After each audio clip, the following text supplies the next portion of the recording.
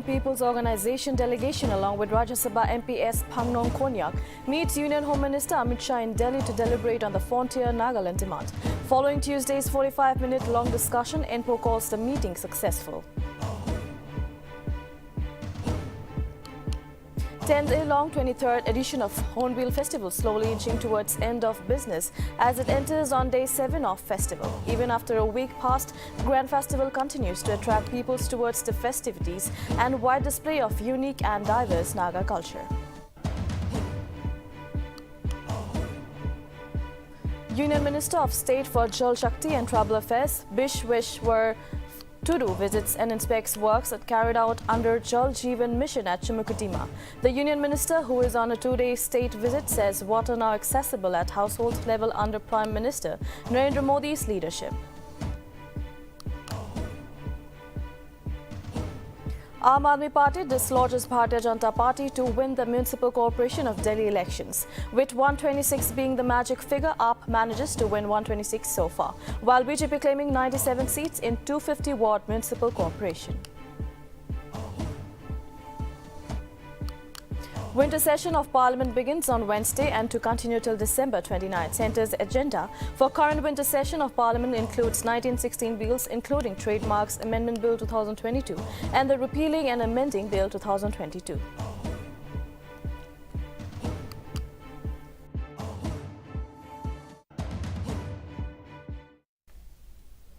Welcome to Nagaland TV. You're watching Nltv News now. I am Yashira and now the news in detail. The 11-member delegation of the Eastern Nagaland People's Organization held a meeting with the Union Home Minister Amit Shah in Delhi on Tuesday for the frontier Nagaland statehood demand. The organization termed the meeting very successful and stated that the Home Minister had highlighted a clear roadmap for amicable, legislative and sustainable solution for Eastern Nagaland. The NPO's talk team stated that Shah's appreciated Eastern people for being a part of the nation building, while Prime Minister Narendra Modi also being aware of. Meanwhile, the Union Minister has assured to visit Eastern Nagaland by January 2023, for which the NPO waits eagerly.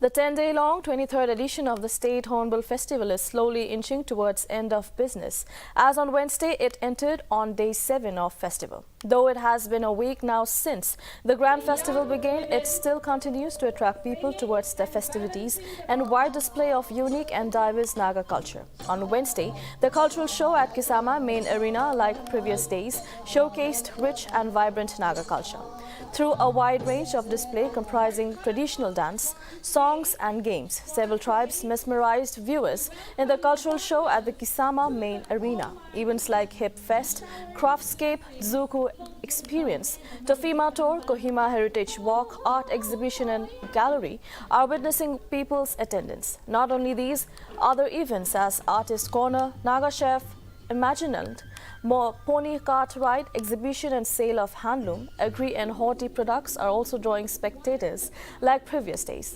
Also, the day's key attraction is the traditional tug of war and strongest and fittest man competition, which is taking place at Kisama village. Later in the day, the music fest is again ready to make the viewers groove to the tunes as some of popular bands are ready to rock the stage. In capital Kohima, night carnival and fun fair are giving the visitors a memorable experience of the festival. Starting off again, the second match. The Jal Jeevan Mission at Chimukadima, Sethe Kema, a village. The Union Minister, who is on a 2-day visit of the state, interacted with the villages and stated that villages are now accessible to tap connections at household level under Prime Minister Narendra Modi's leadership. The minister also expressed his happiness after learning that the villages were operating the distribution system and collecting Rs 30 per month as user charge. The village council chairman Kelengulu Crow also expressed his gratitude to the PM for his leadership for improving the living standard.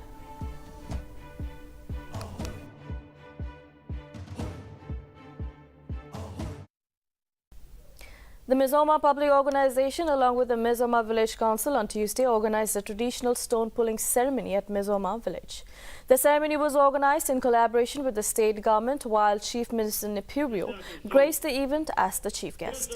The important event was organized to commemorate the 142 years of the Anglo-Naga Peace Treaty, which concluded at Mizoma on 27th March 1880. CM Rio, while addressing the gathering, urged the villagers to keep the history alive and termed Mizoma village as a friendship village.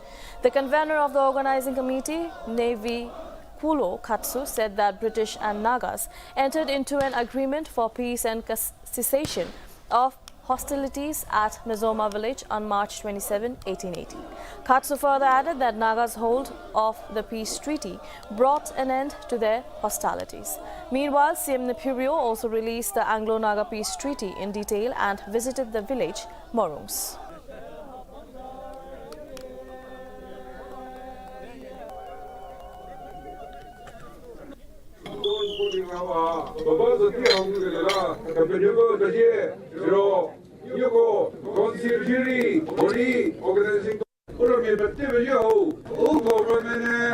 Hornbill Festival, our city, our culture, our tradition, language, opinions, our motive, our design, our identity, protect,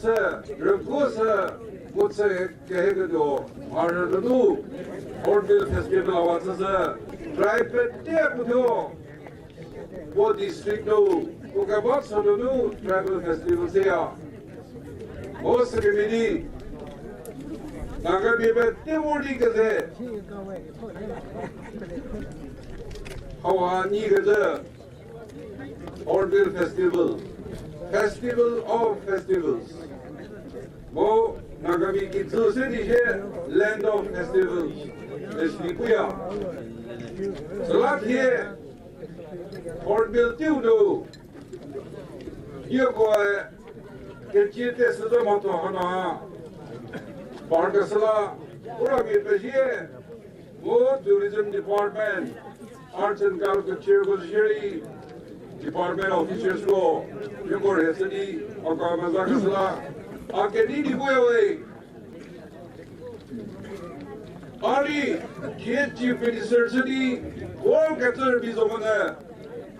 Get for road, Nuri. Avortamus hai. Renyo ka care hudi. Akke practically abubor. Yogo ki puso sunu gazala. Yogo budget hoy. Hedze kawa shigel. Indian Navy motorbike team, the Sea Riders, arrived in Kohima on Tuesday and held the Cultural cum Media Interactive program at Multimedia Exhibition Hall in Kisama. Captain Sumit Puri, while attending the event, stated that the team consists of 17 riders, including 3 female riders and 3 support staff who will interact with students during the course of journey.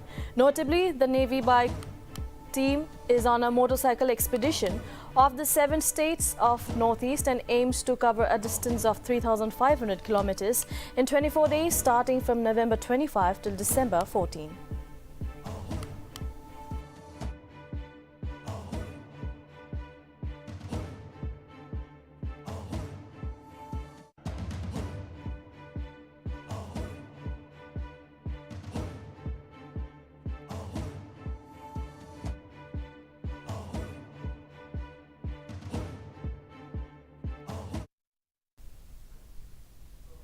The mortal remains of late engineer Z. Tokishe Sema, Director Information and Public Relations, Government of Nagaland, were laid to rest at Cheke Village Cemetery after a funeral service at his private residence in the village on Tuesday. During the funeral, short speeches for late Sema were delivered, while the funeral service was attended by people from all walks of life, honoring and celebrating his life. Notably, late Z. Tokishe Sema was born on November 27, 1968 and passed away on December 5, 2022. He joined DIPR as the Technical Executive on October 15, 1990, while he assumed the charge of the Director of of the director on November 18, 2020. Among others, he also served as the president of Rotary Club, a governing board member of Mount Olive College, Kohima.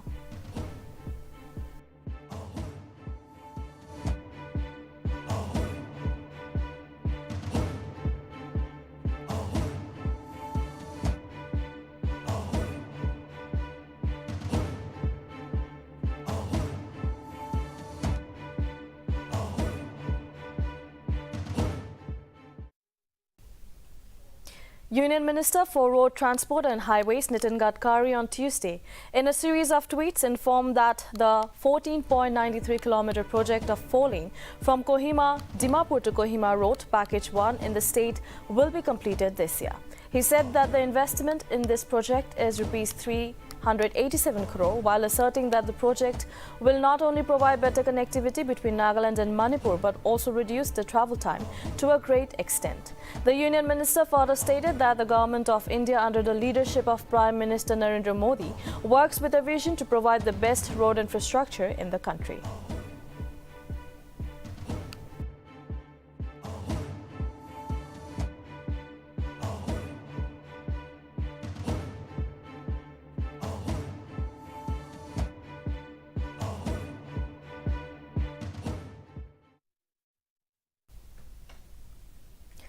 Deputy Chief Minister Y. Paton on Tuesday congratulated Temsutola Jamir on being conferred the National Award for Individual Excellence under the category of Shrestha Divyanjan by President of India. Paton, taking down to Twitter, wished her more such moments of glory, while also stated that her indomitable spirit is an inspiration for all. Notably, Jamir was conferred with the National Award for Empowerment of Persons with Disabilities under Hearing Impaired Female category on the day of International Day of Persons with Disabilities.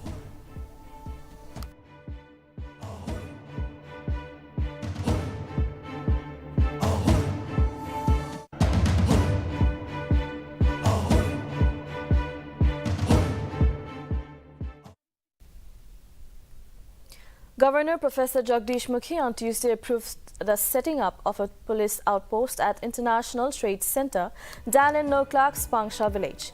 An official notification by the state government stated that the manpower requirement for the police station will be accounted for the redeployment from the existing strength. The proposed outpost will exercise the powers conferred by the clauses of Section 2 of the Criminal Procedure Code 1973.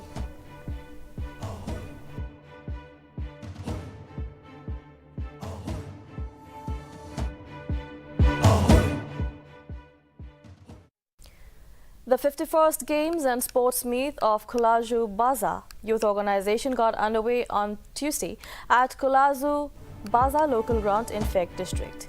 Nagaland Wushu Association President Kedecho Kamo graced the event as the chief guest and advised the sports enthusiasts to focus on professionalism to compete with the rest of the world. The president inquired about the cash incentives extended by the chief minister to the medal winners of Nagaland team at the recently concluded 2nd Northeast Olympic Games 2022. Chakasang Youth Front General Secretary Siv R. Vadia requested the youths to make the best use of their talents and bring pride and glory to the community.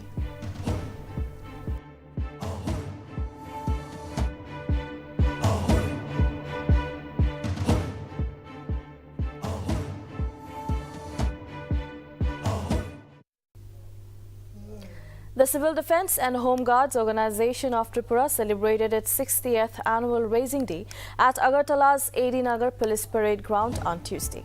The Minister of Fire and Emergency Services Tripura, Ram Prasad Paul, inspected the Guard of Honour while expressing condolences and tributes to the martyrs. Paul further stated that the government is working towards building a network of civil defence forces to deal with natural disasters effectively. Meanwhile, the Principal Secretary of State Revenue Department, Puneet Agarwal, added that there are more than 2,000 civil defence volunteers in the state at present.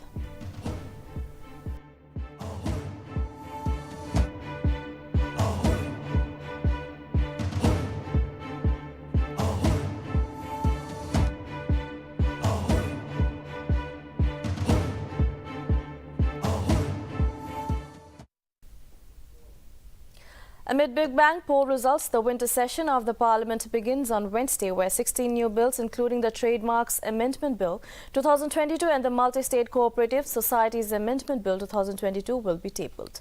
Prime Minister Narendra Modi welcomed Vice President Jagdeep Dhankar to officiate as the chairman of Rajya Sabha for the first time on the first day of the winter session of the Parliament.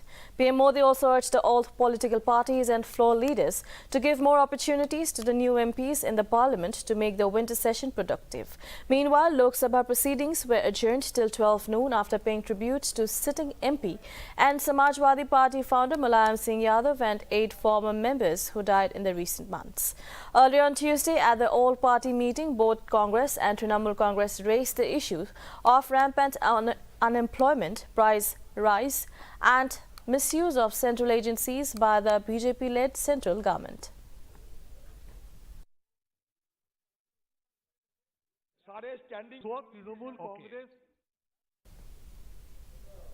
Ahead of the winter session of the Parliament, Prime Minister Narendra Modi on Wednesday said that India receiving the G20 presidency is a huge opportunity. Addressing media persons, Modi said it's the first day of the winter session, which is proceeding at a time when India has received the opportunity to host the G20. Modi stated that G20 summit is not only a diplomatic event, but it is also an opportunity to showcase India's capability to the world. Notably, G20 or Group of 20 is an inter-government forum of the world's major developed and developing economies. It may be noted that India formally assumed the G20 presidency on December 1 after Indonesia handed over the G20 presidency to India in the presence of PM Modi at the Bali summit for the coming year.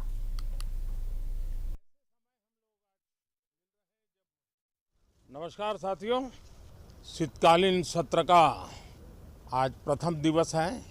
ये सत्र महत्वपूर्ण इसलिए है क्योंकि 15 अगस्त के पहले हम मिले थे। 15 अगस्त को आज़ादी के 75 वर्ष पूर्ण हुए और अब हम अमृत काल की यात्रा में आगे बढ़ रहे हैं। एक ऐसे समय हम लोग आज मिल रहे हैं जब देश को, हमारे हिंदुस्तान को G20 की मेजबानी का अवसर मिला है। विश्व समुदाय में जिस प्रकार से भारत का स्थान बना है, जिस प्रकार से भारत से अपेक्षाएं बढ़ी हैं और जिस प्रकार से भारत वैश्विक मंच पर अपनी भागीदारी बढ़ाता जा रहा है, ऐसे समय ये G20 की मेजबानी भारत को मिलना एक बहुत ही बड़ा अवसर है। ये G20 समिट ये सिर्फ एक डिप्लोमेटिक इवेंट नहीं है, लेकिन ये G20 समिट एक समग्र रूप से में भारत के सामर्थ्य को विश्व के सामने प्रस्तुत करने का अवसर है। नमस्कार साथियों, शीतकालीन सत्र का आज प्रथम दिवस है। ये सत्र महत्वपूर्ण इसलिए है क्योंकि 15 अगस्त के पहले हम मिले थे। 15 अगस्त को आज़ादी के 75 वर्ष पूर्ण हुए और अब हम अमृत काल की यात्रा में आगे बढ़ रहे हैं। एक ऐसे समय हम लोग आज मिल रहे हैं जब देश को, हमारे हिंदुस्तान को G20 की मेजबानी का अवसर मिला है। विश्व समुदाय में जिस प्रकार से भारत का स्थान बना है, जिस प्रकार से भारत से अपेक्षाएं बढ़ी हैं और जिस प्रकार से भारत वैश्विक मंच पर अपनी भागीदारी बढ़ाता जा रहा है, ऐसे समय ये G20 की मेजबानी भारत को मिलना एक बहुत ही बड़ा अवसर है। ये G20 समिट ये सिर्फ एक डिप्लोमेटिक इवेंट नहीं है, लेकिन ये G20 समिट एक समग्र रूप से में भारत के सामर्थ्य को विश्व के सामने प्रस्तुत करने का अवसर है। नमस्कार साथियों, शीतकालीन सत्र का आज प्रथम दिवस है। ये सत्र महत्वपूर्ण इसलिए है क्योंकि 15 अगस्त के Chief Justice of India D.Y. Chandrachud launched a Supreme Court mobile app 2.0 on Wednesday with additional features which will enable all the law officers as well as the government departments to track their cases. The Chief Justice also informed that all the government departments can view their cases, status orders, judgment and any miscellaneous document filed in the Supreme Court through the updated app. Earlier, Supreme Court launched a mobile application to enable the journalists to report Supreme Court proceedings without having to visit the court premises during the pandemic.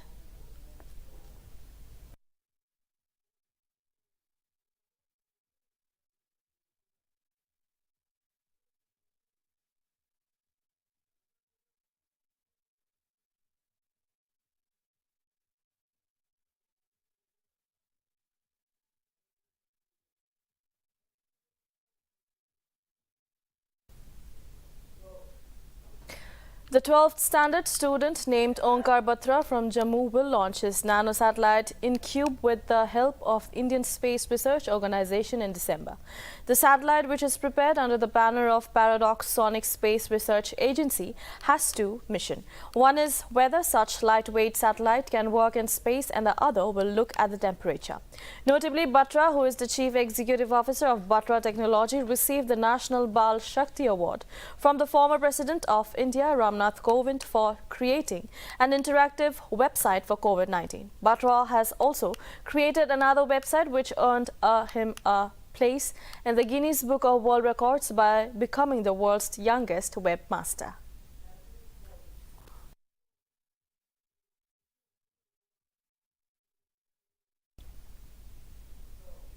The Aam Aadmi Party on Wednesday won the Municipal Corporation of Delhi elections, crossing the halfway mark with 131 seats till the moment.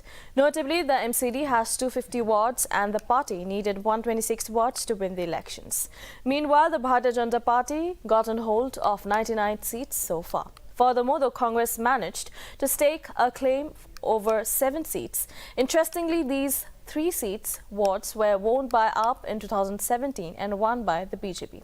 It is to be mentioned that the polls which took place on December 4 saw a voter turnout of only 50.48%, which is just over 73 lakhs people from the total of 1.45 crore eligible voters. Meanwhile, AAP convener and Delhi Chief Minister Arvind Kejriwal thanked the voters of Delhi and party workers at the party headquarters for this victory and vowed to make MCD corruption-free.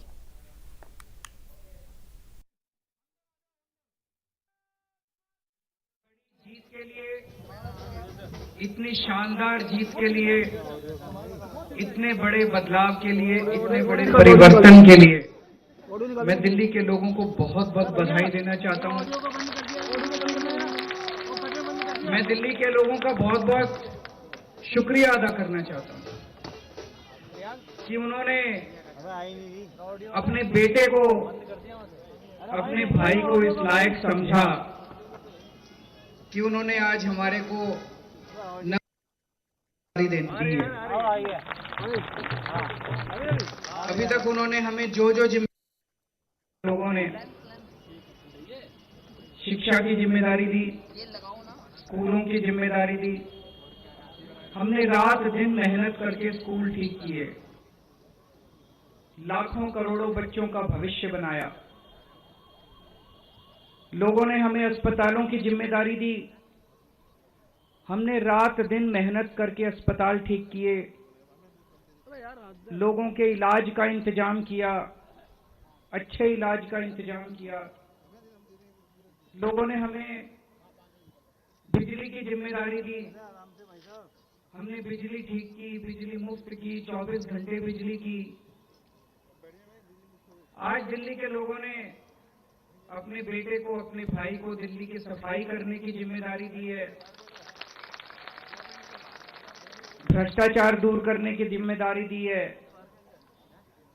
पार्कों को ठीक करने की जिम्मेदारी दी है, कई सारी जिम्मेदारियां आज दी हैं। इतना Sensational weightlifter Mirabai Chanu clinched a silver medal at the World Championships with a total of lift of 200 kg on Wednesday at Colombia. Despite not being at her best with a wrist injury, the Tokyo Olympic silver medalist managed to lift 87 kilograms in snatch, while her best efforts was lift of 113 kilograms in clean and jerk category. After winning the gold in the 2017 World Championships held in United States, this was Chanu's second medal at World, while clinching gold in Commonwealth Games earlier this year.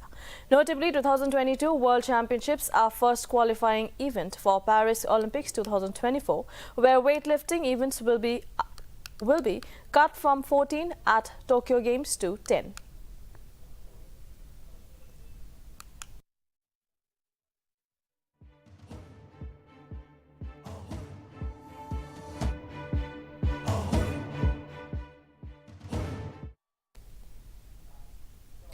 The jaw-dropping round of 16 in the ongoing FIFA World Cup finished on Wednesday, but the magic is still far from over as the road to World Cup trophy remains distant. In the last round of 16 match, Portugal thrashed Switzerland by 6-1 and storms into quarters. The 21 years old Gonçalo Ramos scored a hat-trick while Cristiano Ronaldo started the match from the bench. Pepe, Rafael Guerreiro and Rafael Leo scored the last three, whereas Manuel Akanji netted the consolation goal for Switzerland.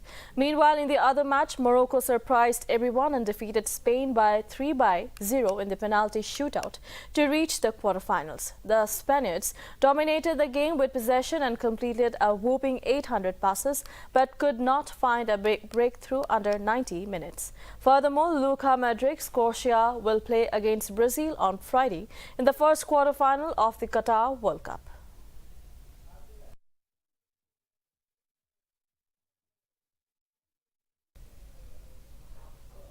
Reserve Bank of India Monetary Policy Committee, which determines interest rates, has raised policy repo rate by 35 basis points to 6.25% with immediate effect. This decision was taken after 3-day-long sessions that concluded on December 7.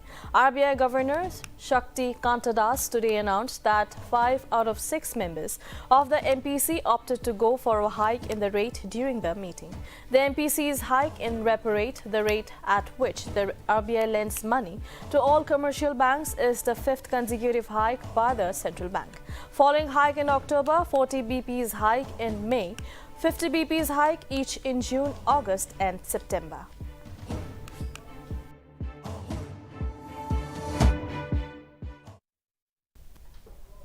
That is all for now. Keep watching Nagaland TV for more news and updates.